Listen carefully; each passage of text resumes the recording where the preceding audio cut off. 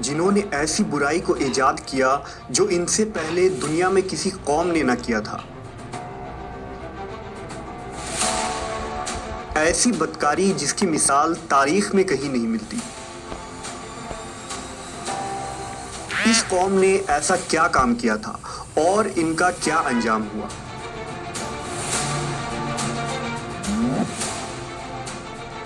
حضرت لوط علیہ السلام اللہ کے ایک برگزیدہ نبی تھے۔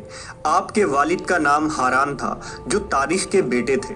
آپ کی پیدائش عراق کے قدیم شہر اور میں ہوئی تھی۔ اس شہر میں ابراہیم علیہ السلام کا مسکن تھا۔ دراصل لوط علیہ السلام کے والد ہاران حضرت ابراہیم کے سگے بھائی تھے، یعنی حضرت لوط علیہ السلام حضرت ابراہیم کے بھتیجے تھے۔ چونکہ حضرت لوط علیہ السلام کے والد ان کے بچپن میں ہی انتقال کر چکے تھے، لہذا حضرت لوط کو حضرت ابراہیم نے بیٹا بنا کر پالا تھا۔ آپ حضرت ابراہیم پر سب سے پہلے ایمان لانے والوں میں شامل ہیں۔ آپ حضرت ابراہیم کے زمانے میں اہل سدوم کی رہنمائی کے لیے نبوت کے منصب پر فائز ہوئے۔ حضرت لوط کے بہت سارے معجزات ہیں۔ آپ جس وقت بارش کے لیے دعا کرتے تھے تو آسمان بادلوں سے بھر جاتا اور خوب بارش ہوتی تھی۔ حضرت لوط جس پتھر پر سر رکھ کر سوتے، اس پتھر پر آپ کے سر مبارک کا نشان بن جاتا تھا۔ سدوم وہ علاقہ تھا جہاں لوط علیہ السلام مبعوث فرمائے گئے۔ سدوم کے آس پاس 5 نہایت ہی خوبصورت شہر آباد تھے، جن میں سے ہر ایک کی آبادی 1,00,000 نفوس سے زیادہ ہی تھی۔ یہ علاقے نہایت ہی سرسبز و شاداب اور قدرت کی فیاضی کا حسین شاہکار تھا۔ یہاں باغات کی کثرت تھی، لہلہاتی کھیتیاں یہاں کی ضروریات سے کہیں زیادہ تھی۔ اردن، شام اور اسرائیل کے درمیان بسا ہوا یہ علاقہ نہایت ہی زرخیز تھا۔ وہاں طرح طرح کے اناج، پھل، میوے بکثرت پیدا ہوتے تھے، اور یہی وجہ تھی کہ آس پاس کے بستیوں کے لوگ بھی اپنی معاشی اور غذائی ضرورت کے لیے ان بستیوں کی طرف آتے تھے۔ مگر یہ بات اہل سدوم کے لوگوں کو بالکل بھی پسند نہ تھی۔ ان کے خیال میں ان کی بستیوں میں پیدا ہونے والے پھلوں، اناجوں اور سبزیوں پر صرف ان کا ہی حق تھا۔ وہ نہیں چاہتے تھے کہ دوسری بستیوں کے لوگ ان کے علاقے میں آئیں۔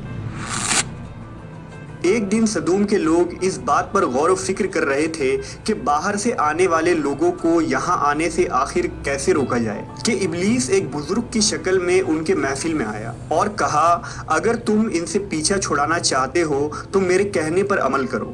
اس اجنبی بزرگ کی بات لوگوں نے بہت توجہ سے سنی۔ ابلیس نے کہا، میں کل بتاؤں گا۔ دوسرے دن ابلیس ایک خوبصورت جوان لڑکے کی بھیس میں آیا اور انہیں اپنی عورتوں کے بجائے مردوں کے ساتھ فعل بد کرنا سکھایا۔ ابلیس نے کہا کہ اگر تم ان بستیوں کے لوگوں سے نجات چاہتے ہو جو تمہاری بستی میں آ جاتے ہیں تو ایسا کرو کہ جب بھی کوئی شخص تمہارے علاقے میں آئے تو تم لوگ زبردستی اس کے ساتھ اپنی خواہش پوری کرو۔ اس طرح یہ لوگ اس بستی میں آنا چھوڑ دیں گے۔ اپنی نفسانی خواہشات کے لیے مردوں سے بدفعلی اس قوم کا دستور بن گیا تھا۔ یہاں بے حیائی عام ہو گئی تھی۔ حکمراں، سردار، رؤسا، ہر طبقے میں گھر گھر یہ عمل پھیل گئی تھی۔ بھری محفل میں یہ لوگ اس فحاشی کے کام کو کر کے خوش ہوتے تھے۔ کوئی بھی محفل اس کام کے بغیر ادھوری سمجھی جاتی تھی۔ خاص کر مسافروں میں سے کوئی خوبصورت لڑکا ہوتا تو یہ لوگ اسے اپنا شکار بنا لیتے۔ تلمود میں لکھا ہے کہ اہل سدوم اپنی روزمرہ کی زندگی میں سخت ظالم، دھوکے باز اور بد معاملہ تھے۔ کوئی مسافر ان کے علاقے سے بخیریت نہ گزر سکتا تھا۔ کوئی غریب ان کی بستیوں سے روٹی کا ایک ٹکڑا نہ پا سکتا تھا۔ بارہا ایسا ہوتا تھا کہ باہر کا آدمی ان کے علاقے میں پہنچ کر فاقوں سے مر جاتا اور یہ اس کے کپڑے اتار کر اس کی لاش کو برہنہ دفن کر دیتے۔ اپنی وادی کو انہوں نے ایک باغ بنا رکھا تھا جس کا سلسلہ میلوں تک پھیلا ہوا تھا۔ اس باغ میں وہ انتہائی بے حیائی کے ساتھ اعلانیہ بدکاریاں کرتے تھے۔ حضرت لوط علیہ السلام نے انہیں توحید کی دعوت دی اور بدکاری کے اس گھنونے عمل سے توبہ کرنے کا حکم دیا۔ حضرت لوط نے کہا، تم بے حیائی کیوں کرتے ہو؟ کیا تم عورتوں کو چھوڑ کر لذت حاصل کرنے کے لیے مرد کی طرف مائل ہوتے ہو؟ حقیقت یہ ہے کہ تم احمق لوگ ہو۔ حضرت لوط اہل سدوم کو دن رات واعظ و نصیحت کیا کرتے، لیکن قوم پر اس کا کوئی اثر نہ ہوا، بلکہ وہ بہت فخریہ انداز میں یہ کام کرتے تھے۔ انہیں حضرت لوط کا سمجھانا بھی برا لگتا تھا، لہٰذا انہوں نے صاف صاف کہہ دیا کہ اگر تم ہمیں اسی طرح برا کہتے رہے اور ہمارے کاموں میں مداخلت کرتے رہے تو ہم تمہیں اپنے شہر سے نکال دیں گے۔ حضرت لوط نے نصیحت و تبلیغ کا سلسلہ جاری رکھا، لہٰذا ایک دن اہل سدوم نے خود ہی عذاب الہی کا مطالبہ کر دیا۔ اللہ تعالیٰ نے اب تک ان کے اس بدترین فحاشی اور بدکاری کے باوجود ڈھیل دے رکھی تھی، لیکن جب انہوں نے حضرت لوط سے ایک دن کہا کہ اگر تم سچے ہو تو ہم پر عذاب لے آؤ، لہٰذا ان پر عذاب الہی کا فیصلہ ہو گیا۔ اللہ نے اپنے خاص فرشتوں کو دنیا کی طرف روانہ کر دیا۔ یہ فرشتے دراصل حضرت جبرائیل، میکائیل اور اسرافیل علیہ السلام تھے۔ پھر یہ فرشتے حضرت لوط علیہ السلام کے گھر تشریف لے آئے۔ حضرت لوط نے جب ان خوبصورت نوعمر لڑکوں کو دیکھا تو سخت گھبراہٹ اور پریشانی میں مبتلا ہو گئے۔ انہیں یہ خطرہ محسوس ہوا کہ اگر ان کے قوم کے لوگوں نے انہیں دیکھ لیا تو نہ جانے وہ ان کے ساتھ کیا سلوک کریں گے۔ حضرت لوط کی بیوی کا نام وائلہ تھا، اس نے آپ پر ایمان نہ لایا تھا اور وہ دراصل منافقہ تھی، وہ کافروں کے ساتھ تھی، لہٰذا اس نے جا کر اہل سدوم کو یہ خبر دے دی کہ لوط کے گھر نوجوان لڑکے مہمان ٹھہرے ہوئے ہیں۔ یہ سن کر بستی والے دوڑتے ہوئے حضرت لوط کے گھر پہنچے۔ حضرت لوط نے کہا، اے قوم، یہ جو میری قوم کی لڑکیاں ہیں یہ تمہارے لیے جائز اور پاک ہیں۔ اللہ سے ڈرو اور مجھے میرے مہمانوں کے سامنے رسوا نہ کرو۔ کیا تم میں سے کوئی بھی شائستہ آدمی نہیں؟ حضرت لوط کی بات سن کر وہ لوگ بولے، تم بخوبی واقف ہو کہ ہمیں تمہاری بیٹیوں سے کوئی حاجت نہیں، اور جو ہماری اصل چاہت ہے اس سے تم بخوبی واقف ہو۔ قوم لوط کے اس بے شرمانہ جواب سے اندازہ لگایا جا سکتا ہے کہ وہ فعل بد میں کس حد تک مبتلا ہو چکے تھے۔ جب حضرت لوط علیہ السلام کی قوم ان کے گھر کی طرف دوڑتی ہوئی آئی تو حضرت لوط نے گھر کے دروازے بند کر دیے اور ان نوجوانوں کو ایک کمرے میں چھپا دیا۔ اس بدکار لوگوں نے آپ کے گھر کا گھیراؤ کیا ہوا تھا اور ان میں سے کچھ گھر کے دیوار پر بھی چڑھنے کی کوشش کر رہے تھے۔ حضرت لوط اپنے مہمانوں کی عزت کے خیال سے بہت زیادہ گھبرائے ہوئے تھے۔ فرشتے یہ سب منظر دیکھ رہے تھے۔ جب انہوں نے حضرت لوط علیہ السلام کی بے بسی اور پریشانی کا یہ عالم دیکھا تو حقیقت سے پردہ اٹھاتے ہوئے یوں فرمایا، اے لوط، ہم تمہارے رب کے بھیجے ہوئے فرشتے ہیں، یہ لوگ ہرگز تم تک نہیں پہنچ سکیں گے۔ ابھی کچھ رات باقی ہے تو اپنے گھر والوں کو لے کر چل دو اور تم میں سے کوئی شخص پیچھے مڑ کر نہ دیکھے۔ اہل سدوم حضرت لوط کے گھر کا دروازہ توڑنے پر بضد تھے، لہٰذا حضرت جبرائیل علیہ السلام نے گھر سے باہر نکل کر اپنے پر کا ایک کونا انہیں مارا، جس سے ان سب کی آنکھوں کے ڈھیلے باہر نکل آئے اور بصارت زائل ہو گئی۔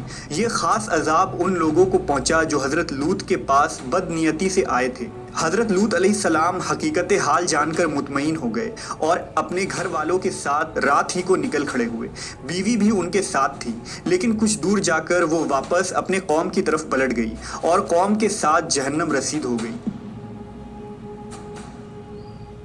صبح کا آغاز ہوا تو اللہ کے حکم سے حضرت جبرائیل نے بستی کو اپنے پر سے اکھاڑ دیا اور پھر اپنے بازو پر رکھ کر آسمان پر چڑھ گئے، یہاں تک کہ آسمان والوں نے بستی کے کتے کے بھونکنے اور مرغوں کے بولنے کی آوازیں سنی۔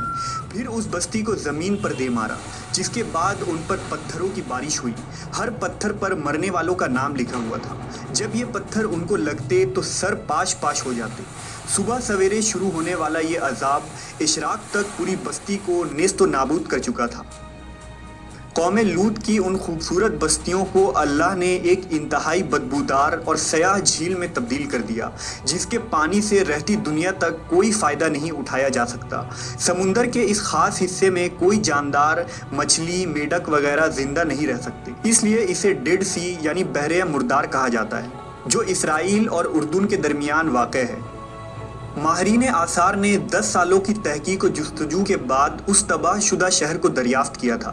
تحقیقات سے پتہ چلا تھا کہ اس شہر میں زندگی بالکل ختم ہو چکی ہے۔ اس شہر کے راستے اور کھنڈرات کو دیکھ کر آرکیولوجسٹ نے یہ اندازہ لگایا کہ جب یہ شہر تباہ ہوا تو اس وقت لوگ روزمرہ کے معمولات کے کاموں میں مشغول تھے اور یہاں زندگی اچانک ختم ہو گئی تھی۔ اہل سدوم جنہیں پتھر بنا دیا گیا تھا، ان کے بت ابھی تک بحر مردار کے پاس موجود ہیں، جو تا قیامت لوگوں کے لیے ایک عبرت ہے۔ آج یورپی ممالک میں انسانی آزادی کے نام پر اس بدکاری کی اجازت دی جاتی ہے اور اس فحش عمل کو فخر سمجھا جاتا ہے، مگر حقیقت یہ ہے کہ ہم جنس پرستی بالکل فطرت کے خلاف ہے، جس سے انسانی معاشرہ تباہ و برباد ہو جاتا ہے۔ روایتوں کے مطابق ایک مرتبہ حضرت سلیمان علیہ السلام نے شیطان سے پوچھا کہ اللہ کے نزدیک سب سے بدترین عمل کیا ہے؟ ابلیس بولا، جب مرد مرد سے بدفعلی کرے اور عورت عورت سے خواہش پوری کرے۔ حضرت ابن عباس سے روایت ہے کہ رسول اللہ صلی اللہ علیہ وسلم نے فرمایا کہ اس شخص پر اللہ پاک کی لعنت ہو جو قوم لوط والا عمل کرے۔